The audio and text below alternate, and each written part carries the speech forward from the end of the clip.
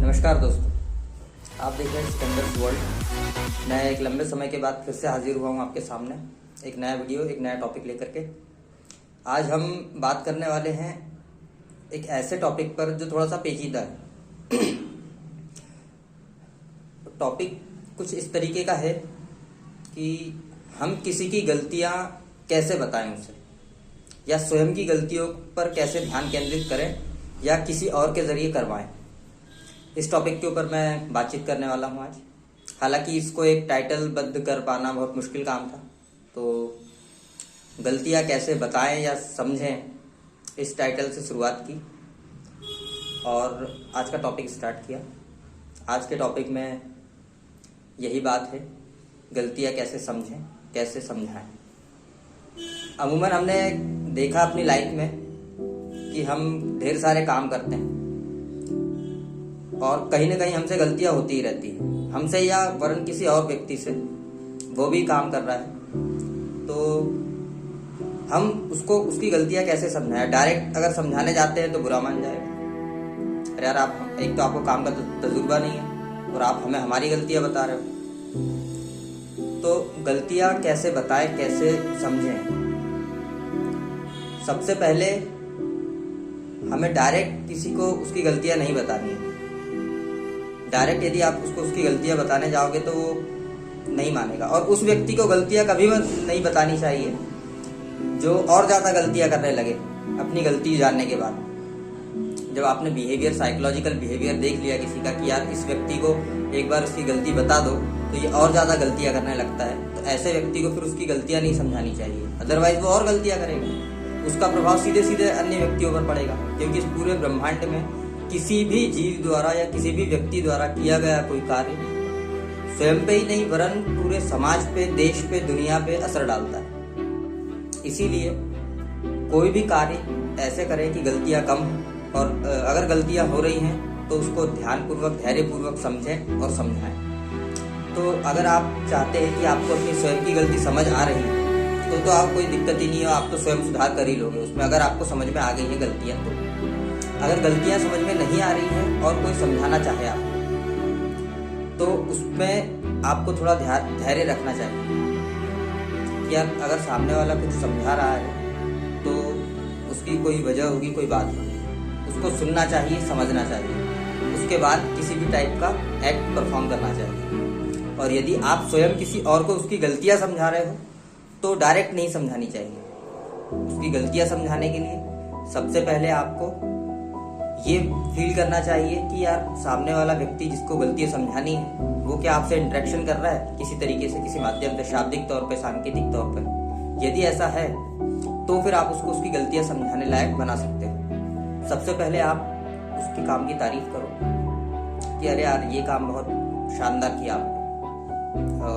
यहाँ तक आपका काम बहुत शानदार रहा, परंतु फिर धीरे से बीच में समझा देना है कि अरे यार थोड़ा सा यहाँ पर ये मिस्टेक्स हो रही हैं, इसमें थोड़ा सा इस तरीके से सुधार हो जाता तो ये और ज़्यादा बेहतर हो जाता। इस तरीके से अपनी बात उसको समझा के, उसको उसकी गलती समझा के आगे निकल जाना, ताकि वो इन्वॉल्व हो जाए, घुल मिल जाए आपकी बातों में। आपको उसके काम में पहले इन्वॉल्व होना है, उसे भी इन्वॉल्व करना है, फिर उसको उसकी गलती समझानी है और फिर उस दायरे से बाहर निकल जाना है।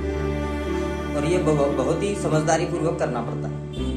इसमें साइकोलॉजिकल बिहेवियर बहुत मायने रखता है कि आप उसको उसकी गलतियाँ समझा रहे हैं और गलतियाँ समझाते वक्त कहीं ऊंच नीच होने की संभावना बनी रहती है कि यार सामने वाला बुरा मान जाएगा। ये हो सकता है लड़ाई झगड़ा करने लगे कि यार एक तो तुम्हें काम का तजुर्बा नहीं है और तुम हमें सिखा रहे हो हमारे काम के बारे में। कभी कभी होता है कि इंसान को स्वयं की गलतियाँ समझ में नहीं आती,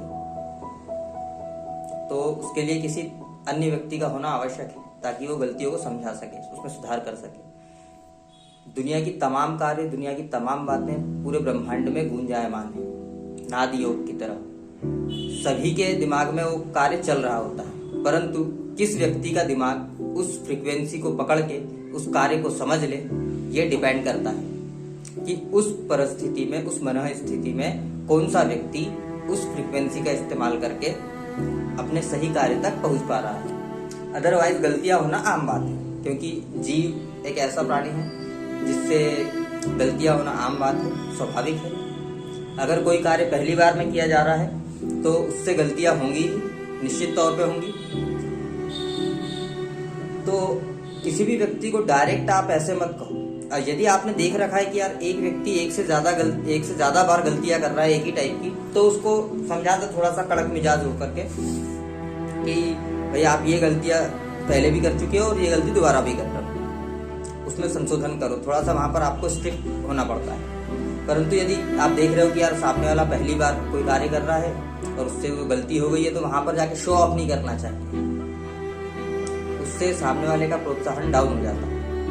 उसको सही तरीके से समझाना चाहिए उसकी गलतियों के बारे में, ताकि उसको सुधार करने के बारे में सोचे, न कि वो आपसे झगड़ा करने लगे। आप किसी को डायरेक्ट जाके बोल दोगे कि यार ये गलत बनाया आपने, वो पहले बोलेगा यार आप मुझे क्यों समझा रहे हो, आपके बारे में क्या जानते हो, आप मेरी परिस्थिति के बारे में क्या जानते हो, मेरी अर्थव्यवस्था के बारे में क्या जानते हो, मैं वो काम कर रहा हूँ क्यों कर रहा हूँ, इसके बारे में आपके पास कोई जानकारी नहीं, फिर भी आप मुझे सलाह देने आ गए जबकि मैंने आपसे सलाह पूछी ही नहीं। तो बुरा मानने की संभावना 100% हो जाती है कि व्यक्ति की अवधारणा गलत डायरेक्शन में ही जाएगी यदि आप उसको डायरेक्ट समझाने जाओगे। क्योंकि पहले से फ्रस्ट्रेट होकर के बैठा है कि उसके काम में गलतियां हो गई है, ऊपर से दूसरा उसको अभी पता नहीं है।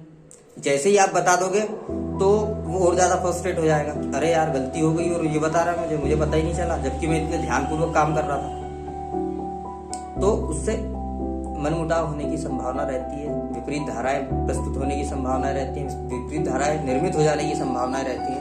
तो ऐसी परिस्थितियों से बचने के लिए पहले उसकी तारीफ करें, पहले तो तारीफ भी न करें, पहले तो सबसे पहले उससे हालचाल या उससे घुले मिले सामान्य तौर पे, और फिर मूड देखें उसका, क्या उसका मूड उसके काम के बारे में या उस टाइप की चीज़ों के बारे में सुनने के लिए हो रहा है। और यदि आपने फील कर लिया, भाप लिया, तो फिर उसको उसके काम में इन्वॉल्व करते चले।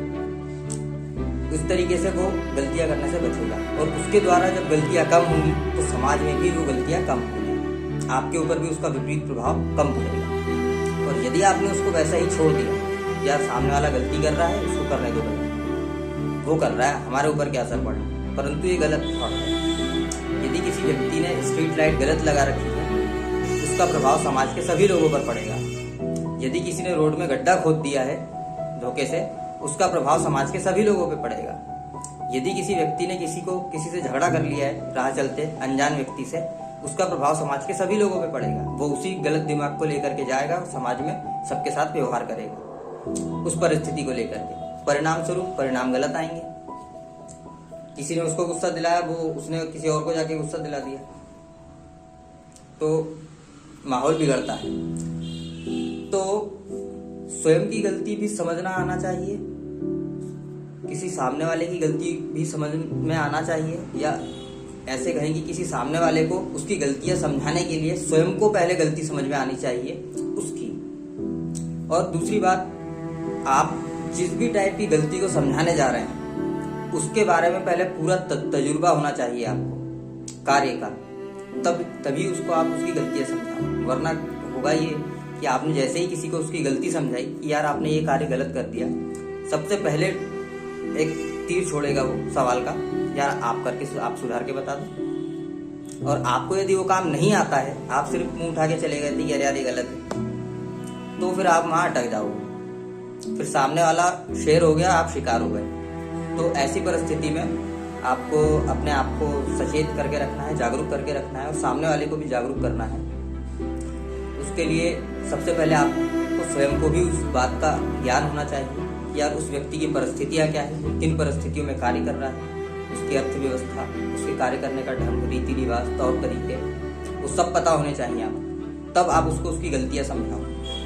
अदरवाइज यदि सामने से उसने पलट के जवाब दे दिया कि आप सुधार के बता दीजिए, तो फिर वहां पर आप सुधार तो कर पाएंगे, परंतु वो वास्तव में सुधार होगा नहीं, वो और ज्यादा गलतियां होंगी, उससे गलतियों को बढ़ावा मिलेगा। बेसिकली देखा जाए कि वो तो गलत कर ही रहा था, उसके बराबरी में आप सलाह देने गए और आप भी गलती करने लगे, तो इस तरीके से आप और ज्यादा गलत को प्रमोट करने लगोगे।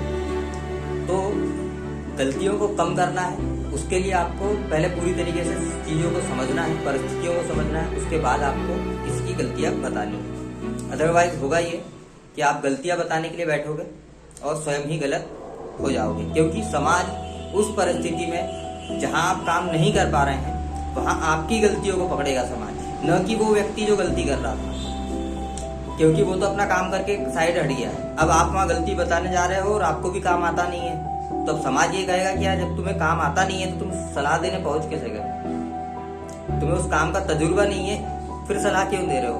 फिर तो सामने वाला व्यक्ति सही साबित हो जाएगा। आप भले ही अच्छी मानसिकता रख के उसका भला करने गए थे, उसको उसकी गलती बता करके सुधरवाने गए थे, परंतु वहां पर आप गलत साबित हो जाओगे। तो ऐसी परिस्थिति से बचने के लिए पहले आपको भी उस काम का तजुर्बा होना चाहिए, नॉलेज होना चाहिए, उसके बाद आप उसको उस कार्य के बारे में गलत या सही की डेफिनेशन बताएं। यदि आपको ऐसा लगता है कि वो कार्य समाज के हिसाब से गलत हो रहा है, हालांकि सभी समझदार व्यक्ति होते हैं, यदि कोई व्यक्ति कोई कार्य कर रहा है तो वो उस कार्य के बारे में सभी कुछ सारी जानकारियां रखता है, पारंगत होता है। ऐसा सामाजिक अवधारणा है कि यदि आपने कोई दुकान खोली है तो आपको अपनी दुकान चलाने के बारे में सारी जानकारी, यदि आप कोई कंपनी खोलते हैं तो आपको अपनी कंपनी चलाने के बारे में सारी जानकारी, यदि आप गवर्नमेंट एम्प्लॉय हैं, गवर्नमेंट का कार्य करते हैं, गवर्नमेंट को सेवाएं देते हैं, तो आपको अपनी सेवाएं देने के बारे में तमाम जानकारी है।